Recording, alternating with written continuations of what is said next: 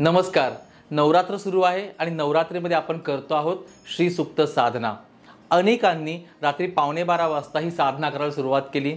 अनेकांनी साधना पूर्ण झाल्यानंतर कमेंट केलेल्या आहेत किंवा जी लोक पर्सनल ओळखतात त्यांनी SMS केले आहे की आत्ता साधना पूर्ण झाली आणि खूप छान वाटलं, खूप मस्त वाटलं, अशा देखील कमेंट्स आहेत.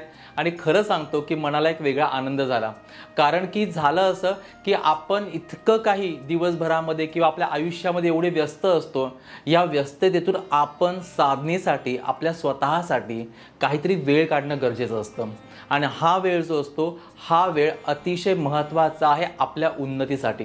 लक्षात घ्या, आपण ज्यावेळेस साधना करतो त्यावेळेस नकळतपणे आपलं व्यक्तिमत्व जे आहे ते विकसित होत असतं. त्यामुळे आपल्या ऋषीमुनींनी, आपल्या पूर्वजांनी आपल्याला काही साधना सांगितलेल्या आहेत. त्यापैकी ही श्री सूक्त साधना. आपल्या शरीरामध्ये जे काही शक्तितत्व असतं, ह्या शक्तितत्वाला वाढ होण्यासाठी शक्तितत्वाची आपण श्री सूक्त साधना किंवा शक्तीची उपासना आपण करत असतो. कारण की आपल्यापुढे अन्न आहे. अन्न देण्याचं काम कोण करतं? तर ईश्वर करतो. पण ते अन्न आपण खाल्ल्यानंतर ते पचवण्याचं काम कोण करतं? तर ती शक्ती करत असते. त्याचबरोबर एखादं विमान किंवा एखादी गाडी तयार आहे, पण त्या गाडीमध्ये किंवा त्या विमानामध्ये जर पेट्रोल नसेल तर ती गाडी चालणार नाही, विमान उडणार नाही, कारण की त्याच्यामध्ये शक्तीच नसणार आहे कोणत्या प्रकारची. त्याचप्रमाणे तुमचं आमचं शरीर जे चाललेलं आहे हे फक्त चाललेलं आहे, फक्त कार्य होतं आहे. पण एक दैदिप्यमान, एक काहीतरी उज्ज्वल कार्य आपल्याला करायचं असेल तर त्यासाठी गरजेची असते ती म्हणजे ह्या शक्तीची साधना किंवा शक्तितत्वाची साधना. आणि श्री सूक्ताच्या माध्यमातून आपण या शक्तितत्वाची साधना करतो आहे. आमच्याकडे अनेक लोक जे येतात किंवा कॉलवर आम्हाला विचारतात की शरीरामध्ये काहीतरी असं इम्बॅलन्स वाटतं आहे, नर्वस वाटतं आहे, किंवा आम्ही जे काही काम करतो त्या कामामध्ये आम्हाला यश मिळत नाही आहे. आपल्या शरीरामध्ये ना अनेक तत्व आहेत, म्हणजे प्रत्येक देवतेची तत्व आहेत आपल्या शरीरामध्ये. म्हणजे गणपती तत्व आहे आपल्या शरीरामध्ये, विष्णू तत्व आहे आपल्या शरीरामध्ये, शिवतत्व आहे. त्याचप्रमाणे आपल्या शरीरामध्ये शक्ती तत्व देखील आहे. ज्या लोकांना खूप नर्वस वाटतं किंवा काम करण्याचा उत्साह नसतो, सतत आजारपण असतं, एक समजून जायचं की आपल्या शरीरामध्ये शक्ती तत्वाची कमतरता निर्माण झालेली आहे. ती वाढवायची कशी? तर नामस्मरणाने. आणि आत्ता जे 16 दिवस आपण साधना करणार आहोत त्याच्या माध्यमातून ही वाढणार आहेच. या श्री सूक्तामध्ये एक वर्णन केलं गेलं आहे की जर मी आजारी असेल तर माझा आजार निघून जाऊ दे. कारण की गोळ्या खाल्ल्यानंतर त्या गोळ्यांना ॲक्टिव्ह करण्याचं काम कोण करतं? तर ती शक्ती करत असते. यासाठी आपल्या जीवनामध्ये, आपल्या शरीरामध्ये, या ब्रह्मांडामध्ये शक्तीची उपासना, शक्तीची साधना ही अतिशय महत्त्वाची आहे. आणि ही शक्ती म्हणजे आदिदेवी, महादेवी, पार्वती, जगदंब स्वरूपा महालक्ष्मी माता आहे. आणि हिचं स्मरण, हिचं पूजन केल्यानंतर आपल्यासमोर कोणत्याही प्रकारच्या अडचणी उभ्या राहत नाही, कोणती संकट येत नाहीत.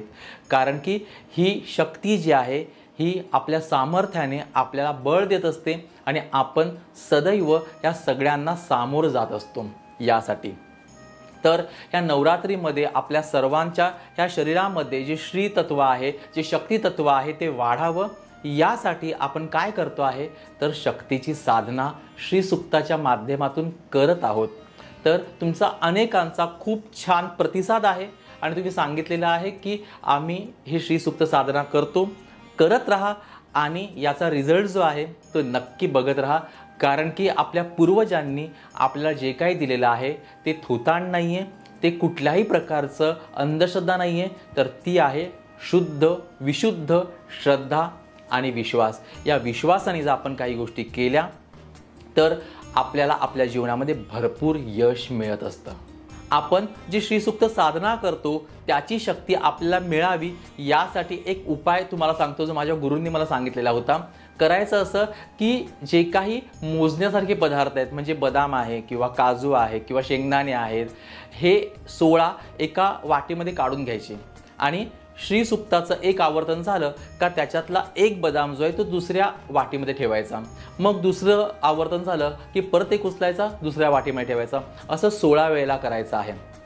नंतर हे जो प्रसाद आहे हा प्रसाद देवीपुढे दाखवायचा, देवीला प्रार्थना करायची की आम्हाला याच्यातून बळ मिळू दे, शक्ती मिळू दे, आणि नंतर सर्वांनी हा प्रसाद जो आहे आपल्या घरातल्या लोकांनी हा सेवन करायचा आहे, ग्रहण करायचा आहे।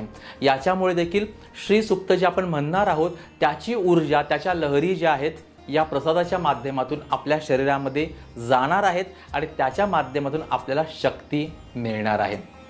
अनेकांचा प्रश्न असा होता की मोजायच्या कशा, तर मोजण्यासाठी ही अतिशय सुलभ आणि अतिशय सुंदर पद्धती आहे। याच्या माध्यमातून आपल्याला प्रसाद देखील मिळणार आहे आणि याच्या माध्यमातून आपलं जे काही 16 वेळा मोजणं आहे ते देखील पूर्ण होणार आहे। हा व्हिडिओ अधिकाधिक लोकांपर्यंत पोहोचवा।